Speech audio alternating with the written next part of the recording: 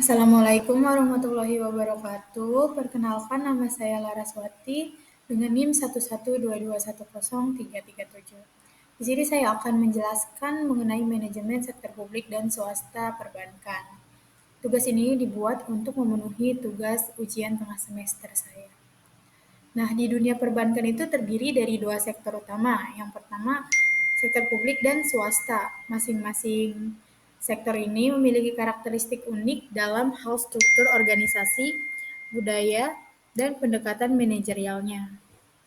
Pemahaman untuk perbedaan ini tuh sangat penting supaya bisa mengoptimalkan kinerja dan pelayanan di kedua sektornya. Nah, manajemen sektor publik perbankan yang pertama itu fokus pada pelayanan publiknya.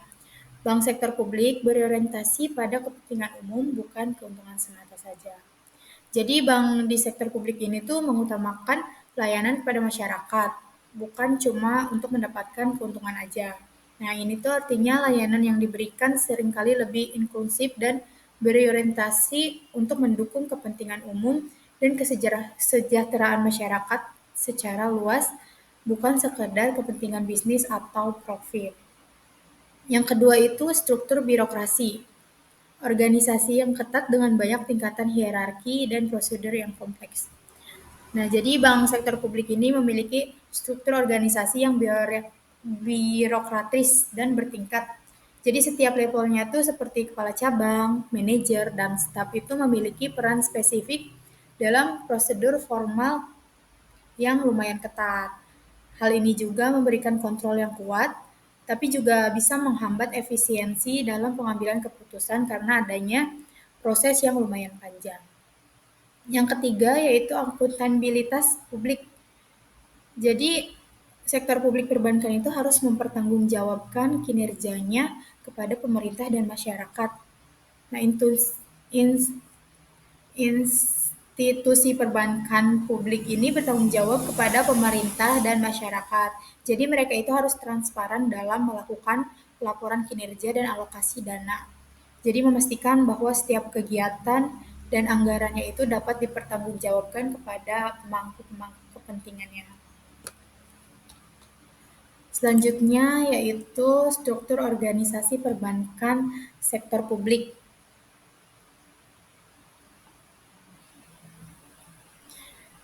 Yang pertama ada struktur hierarki berjenjang dengan banyak tingkatan birokrasi seperti kepala cabang, manajer, dan staf. Yang kedua ada departementalisasinya yaitu pemisahan fungsi yang jelas seperti dalam layanan nasabah, kredit, dan operasionalnya. Selanjutnya itu dalam pengambilan keputusan. Dalam pengambilan keputusannya sendiri, perbankan sektor publik ini terpusat pada pimpinan senior dan harus melalui prosedur yang formal. Jadi struktur organisasi itu hierarkis dengan banyak departemen yang terpisah seperti layanan nasabah, kredit, dan operasional. Lalu juga dalam pengambilan keputusannya itu cenderung dilakukan secara terpusat di level pimpinan senior.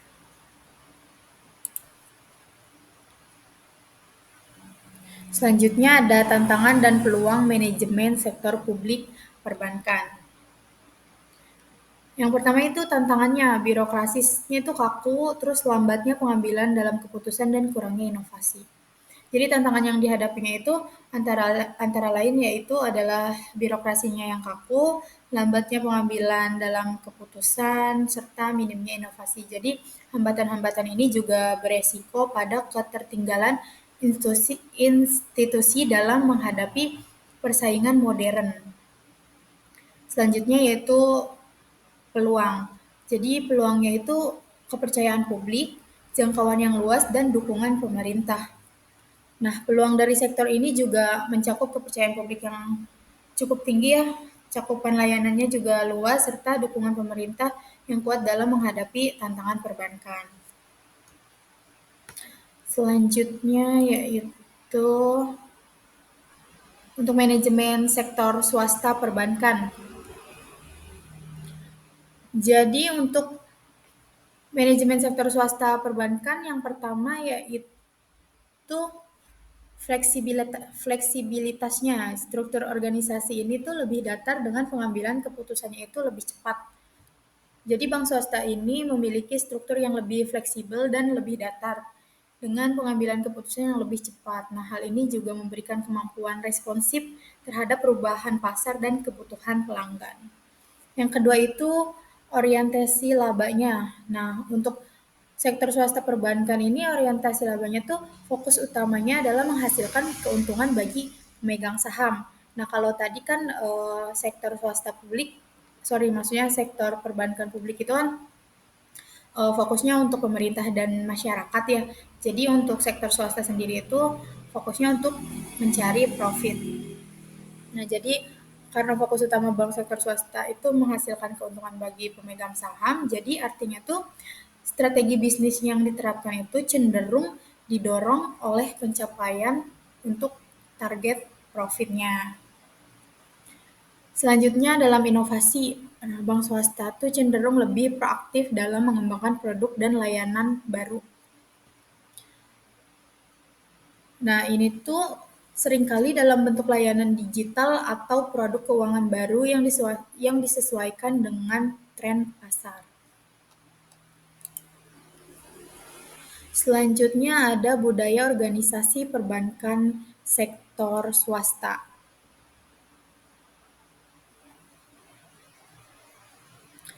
Yang pertama kolaborasi. Nah, tingginya tingkat kerjasama lintas departemen untuk mencapai tujuan bersama. Selanjutnya ada orientasi pencapaian. Jadi karyawan didorong untuk berprestasi dan melampaui target yang ditetapkan. Selanjutnya adaptabilitas. Nah, organisasi yang cepat juga beradaptasi terhadap perubahan pasar dan teknologi. Jadi budaya kerja di bank swasta itu lebih berorientasi pada pencapaian dan kerjasama lintas departemen. Nah, adaptabilitasnya menjadi hal penting di sini agar organisasi itu cepat menyesuaikan diri dengan perkembangan teknologi dan perubahan pasar. Selanjutnya yaitu efisiensi dan inovasi manajemen sektor swasta perbankan. Nah, yang pertama optimalisasi proses. Jadi dalam mengadopsi teknologi dan digitalisasi untuk meningkatkan efisiensi operasionalnya. Selanjutnya yang kedua pengembangan produk. Nah, dalam pengembangan produknya ini berinovasi dengan menciptakan produk dan layanan keuangan yang lebih kompetitif. Yang ketiga itu fokus pada pelanggan. Nah, sektor swasta perbankan itu memahami kebutuhan nasabah dan memberikan pengalaman perbankan yang memuaskan. Jadi di sektor swasta, optimalisasi proses bisnisnya itu adalah kunci. Nah, bank swasta juga memanfaatkan teknologi untuk meningkatkan efisiensi dan memberikan pengalaman perbankan yang memuaskan kepada nasabah. Selanjutnya, yaitu kesimpulan dan rekomendasi. Meskipun terdapat perbedaan yang mendasar nih dari kedua sektor perbankan tadi, sektor publik dan swasta perbankan itu dapat saling melengkapi dan bersinergi untuk memberikan layanan keuangan yang lebih baik bagi masyarakat. Adaptasi dan kolaborasi antara kedua sektor menjadi kunci untuk menghadapi tantangan di industri perbankan saat ini. Jadi meskipun berbeda, sektor publik dan sektor swasta itu mempunyai kelebihan yang bisa saling melengkapi ya.